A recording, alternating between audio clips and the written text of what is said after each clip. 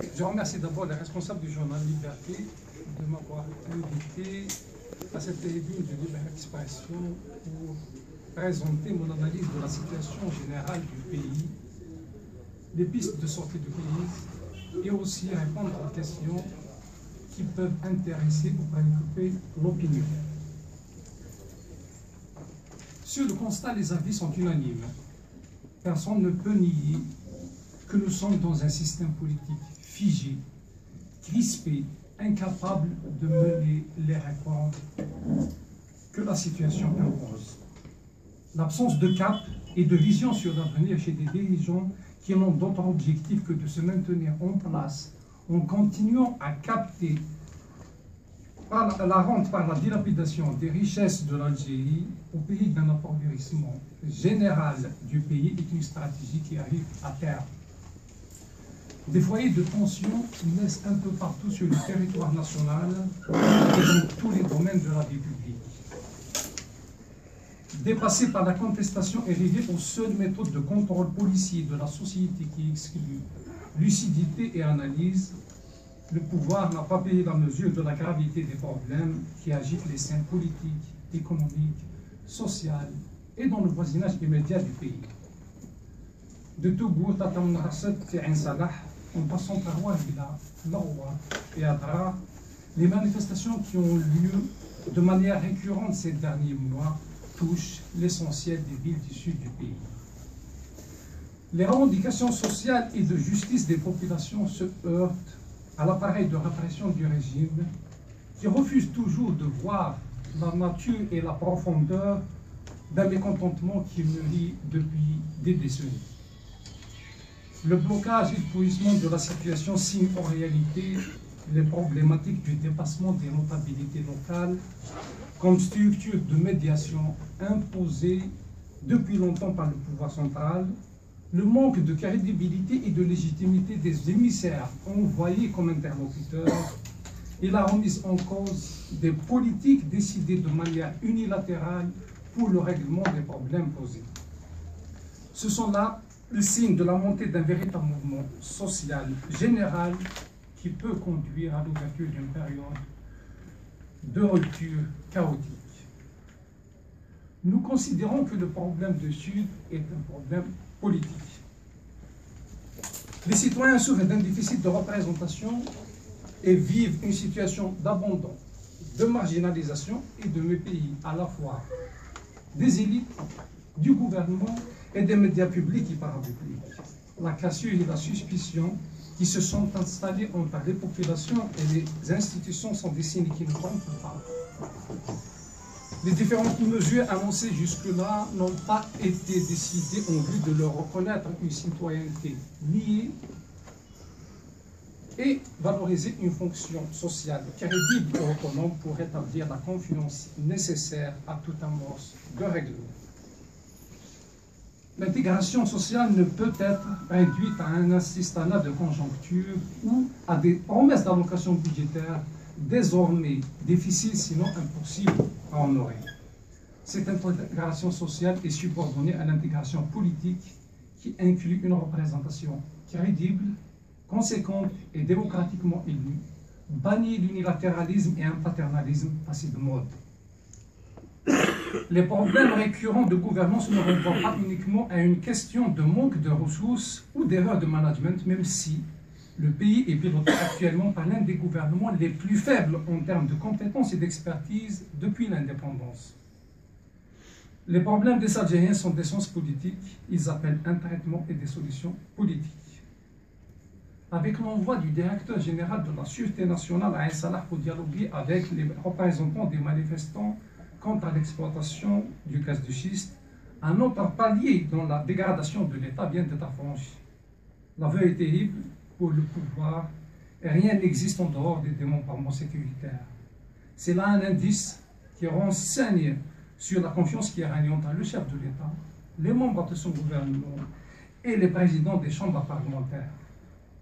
Ces luttes sourdes sont des manifestations qui renseignent aussi sur les fractures souterraines qui menacent la cohésion de la nation. Le divorce entre les citoyens et les institutions est profond. L'administration en général est tenue en suspicion dans tous les domaines de la vie publique. Les passes d'arwa et la corruption sont la règle. Les forces de sécurité ont quitté le terrain de la protection des personnes et des biens pour s'ériger en organe de répression opérant au-dessus des lois devant toute revendication citoyenne assimilée à une expression antinationale. Le traitement de faveur et les avantages matériels que le pouvoir octroie ou consent à la police pendant que des diplômés universitaires sont recrutés dans le pré-emploi avec des salaires de misère n'est pas un fait anodin.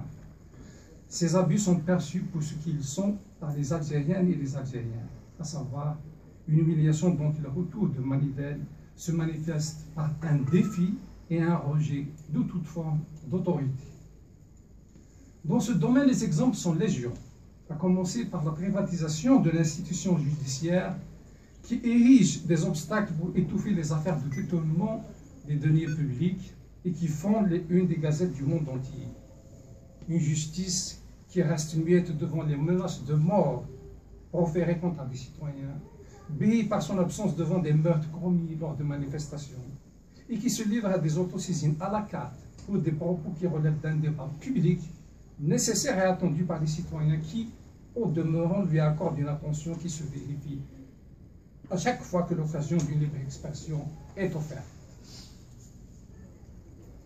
C'est une méthode que de dire que l'aisance financière des 15 dernières années, au lieu de servir à investir dans la création et l'épanouissement des entreprises, l'élargissement des domaines de production, dans la recherche et le développement, elle a été utilisée pour financer une compilation de réalisations sur lesquelles les clientèles du régime ont fait main basse. L'autoroute Est-Ouest, l'opacité organisée autour de la gestion de Sonatrach, le Fonds pour le développement de l'agriculture, les nombreuses dotations en budget ne sont là que la face visible de l'iceberg de la rapine qui a marqué la gestion de 4 mandats qui auront hypothéqué les destins de plusieurs générations.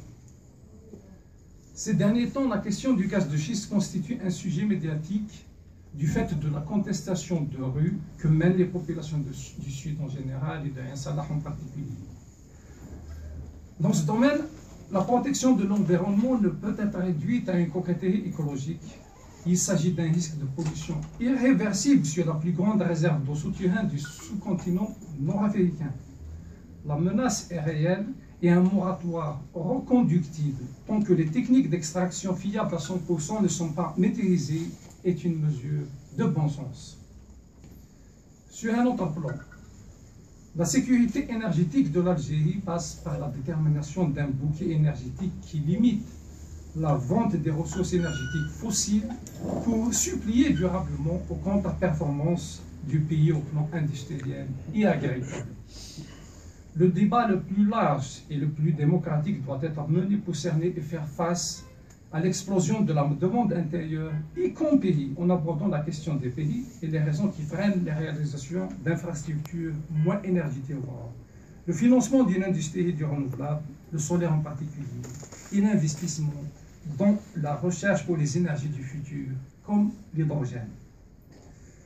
Aujourd'hui, sous le triple effet d'une baisse des exportations, d'une baisse des prix du baril de pétrole et d'une hausse des importations, le pays s'achemine à moyen terme vers un réendettement vis-à-vis de l'étranger, alors que le remplacement de nos institutions sur les marchés financiers n'a pas été anticipé. Les réserves de change algériennes ont amorcé une tendance baissière en passant de près de 194 milliards de dollars en 2013 à 185,273 milliards en 2014. Selon les chiffres de la Banque d'Algérie, bien sûr, la dette publique a déjà entamé une pente ascendante en passant de 9,40% du PIB en 2013 à 9,9% du PIB en 2014. Le fonds de régulation des recettes décroît de 5 238,80 milliards de dinars en 2013 à 4 773,51 milliards de dinars au deuxième semestre de l'année 2014, toujours selon la Banque centrale qui, dans le même temps, accélère sa politique de dépréciation du dinar. Cette situation était prévisible et plusieurs experts et institutions ont alerté sur cette baisse en raison du ralentissement de l'économie de nombreux pays industrialisés, de l'explosion de l'exploitation des huiles de schiste en particulier aux États-Unis, et plus récemment, de la volonté des pays occidentaux de freiner les ambitions de l'URSS et de l'Iran. Pour un gouvernement responsable, une telle situation devait être prise en compte dans toute élaboration des politiques à mettre en place, compte tenu de notre dépendance des exportations quasi exclusives en hydrocarbures. Ce n'est évidemment pas le cas. La loi de finances 2015 ne semble pas déroger aux approximations des lois précédentes. Il apparaît même que le gouvernement mise simplement sur le recours au fonds de régulation pour passer l'hiver au chaud. Le pari ne peut être tenu. Le FMI estime que le budget élaboré pour 2015 nécessite un baril à 130 $, alors que les cours se maintiennent laborieusement à 50 $. L'investissement et la formation seront encore une fois les chapitres qui seront sacrifiés, c'est-à-dire l'abandon de toute ambition de développement pour ne veiller qu'au maintien des équilibres sociaux nécessaires à la survie du régime. Enfin, comme je l'ai annoncé au début de mon intervention, l'Algérie est cernée par une multitude d'instabilités et de conflits. Le Mali, la Libye, le Niger et peut-être même la Tunisie constituent des sources de menaces qui ne peuvent être contenues par un pouvoir qui a comme préoccupation sa propre survie. Quels que soient les efforts de la diplomatie algérienne, les populations libyennes savent que le pouvoir d'Alger a soutenu jusqu'à sa disparition le despotisme de Kadhafi.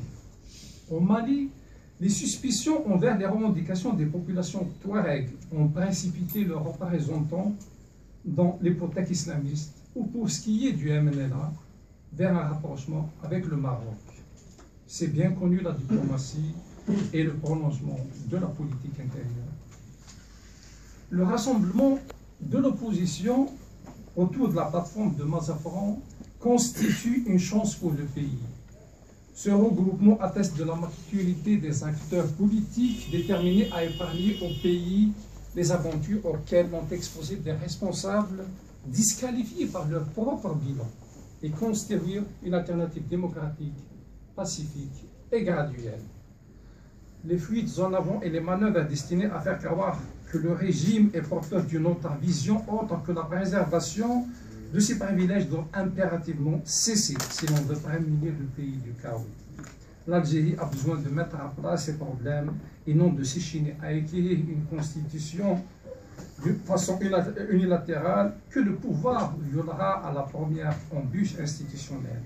La question n'est donc pas de savoir si le reclassement ou le recyclage des clientèles du système sont dépassés, mais de se mobiliser pour réduire autant que possible les méfaits d'un clientélisme dont les mécanismes obsolètes et les objectifs préjudiciables ne peuvent plus abuser des Algériens. Je vous remercie de votre attention.